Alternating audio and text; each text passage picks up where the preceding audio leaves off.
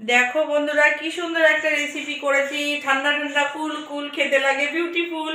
তা এই গরমের জন্য মানে খুবই ভালো লাগবে খেতে। আর তোমরা পুরো রেসিপিটা দেখে নাও, তাহলে তোমাদের মানে কত সহজে কত সুন্দর। দেখো এখানে দুধ নিয়েছি, তা এখানে 750 গ্রাম দুধ ছিল, তাই এটা জাল দিয়ে 500 মতো করে নিয়েছি।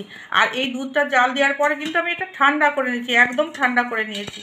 আর এখানে দেখো চিনি নিয়েছি, এবার এখানে স্বাদ মতো চিনি দেবো। চিনিটা দুধের সাথে মিশিয়ে নেব। এই যে এখন এত গরম পড়ে গেছে, এই গরমের জন্য এই যে রেসিপিটা করছি, আশা করছি তোমাদের ভীষণ ভালো লাগবে। আর সামান্য জিনিস দিয়ে এটা হয়ে যাবে। তোমরা দেখতে থাকো ভিডিওটা, তাহলে বুঝতে পারবে।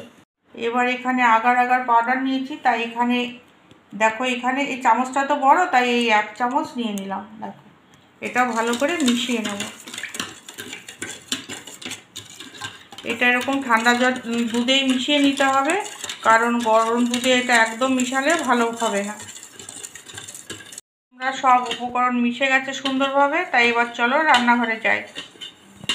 চলে এসেছি আর গ্যাসটা জ্বালিয়ে দিয়েছি। এটা সমানে অনবরত নাড়তে থাকবো, একটুখানি এটা ফুটবে। দেখো তোমরা আমার এটা কত সুন্দর হয়েছে, দেখো গাঢ় হয়ে গেছে। আর এটা প্রায় 5-7 মিনিট আমি এটা ফুটিয়ে নিয়েছি, আর এটা আমার রেডি হয়ে গেছে। এবার আমি গ্যাসটা বন্ধ করে দেবো, দিয়ে তারপর ওই ঘরে চলে যাই। দেখো এবার চলে এসেছি রান্নাঘর থেকে। আর এখানে দেখো এই যে চায়ের যে কাপে নিয়েছি, এটা পরিষ্কার করে নিয়েছি, তাই এখানে এইভাবে আমি সাজিয়ে নিচ্ছি। একটা ডালিম ছাড়িয়ে নিয়েছি।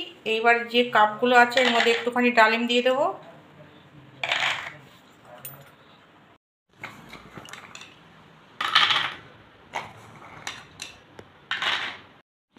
এইবার অল্প অল্প করে দিয়ে দেবো।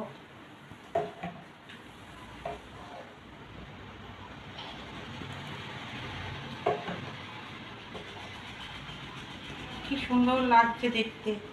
আর এটা যখন জমে যাবে তখন যে কি ভালো লাগবে, তোমরা তো দেখতেই পাবে যে কীরকম হয়। দেখো কি সুন্দর লাগছে, কালারফুল একটা রেসিপি।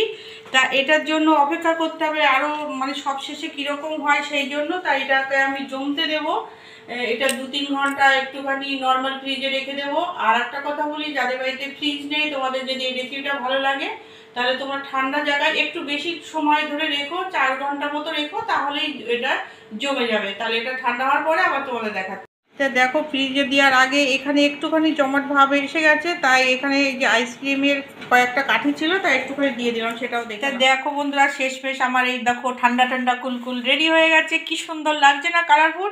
এইবার দেখো এই যে এই গ্লাসগুলো আমি এইভাবে নিলাম, একটুখানি এরকম করে দেখো প্রেশার দিচ্ছে, এই দেখো দেখো কি সুন্দর না, এই দেখো এই দেখো।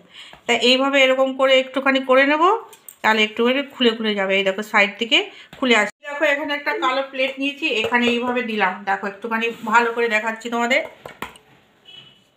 দেখো কি দারুণ লাগছে। এই দেখো কি সুন্দর হয়েছে। এইবার দেখো এটাকে আমি উল্টে দিলাম, এই দেখো কি সুন্দর। এবার এখানে একটা কাঠি ঢুকিয়ে দিলাম। কি সুন্দর লাগছে না, দেখো আইসক্রিম নয় তবু আইসক্রিম। দেখো প্রথমে প্রচন্ড মিষ্টি হবে, তারপর আমার ফলও গালে পড়বে, কি ভালো লাগবে না খেতে। দেখো আমার রেসিপি একদম রেডি। আশা করছি তোমাদের ভালো লেগেছে। ভালো লাগলে তোমরা অবশ্যই করবে বাড়িতে, কারণ এই গরমের সময় এরকম ঠান্ডা জিনিস খেতে দারুণ লাগে। আজকের মতো রাখছি তাহলে, টাটা।